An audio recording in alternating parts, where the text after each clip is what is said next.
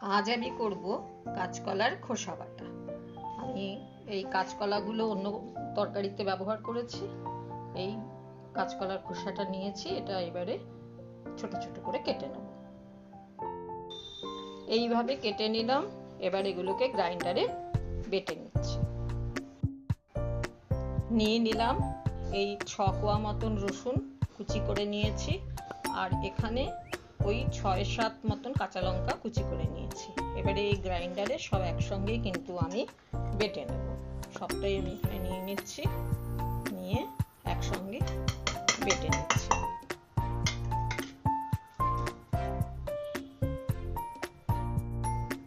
এই আমি পুরো কাঁচকলার খোসা, রসুন আর লঙ্কা তিনটে দিয়ে এইভাবে এটাকে বেটে নিয়েছি।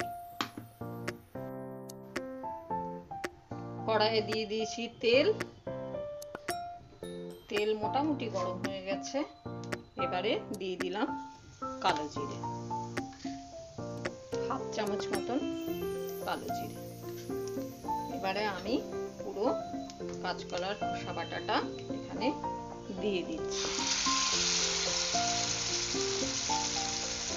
এটা পুরোটাই এখানে এবারে দিয়ে দিচ্ছি। দিয়ে দিয়েছি পুরো কাঁচকলার খোসা বাটাটা তেলের মধ্যে। এবার আমি দিয়ে দেবো সামান্য হলুদ,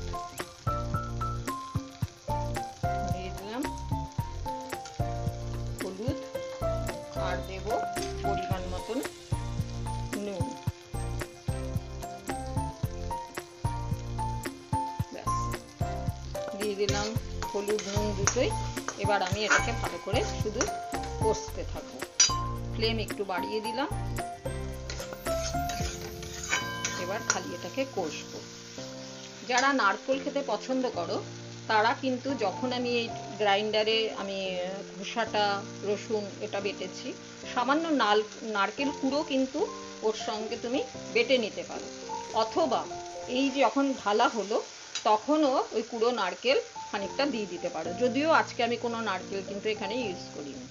এই সময় নারকেল কুড়ো দেওয়া যায়, আবার বাটার সময় নারকেল কুড়োটা দিয়ে একসঙ্গে পেস্টটা তৈরি করে নেওয়া যায়।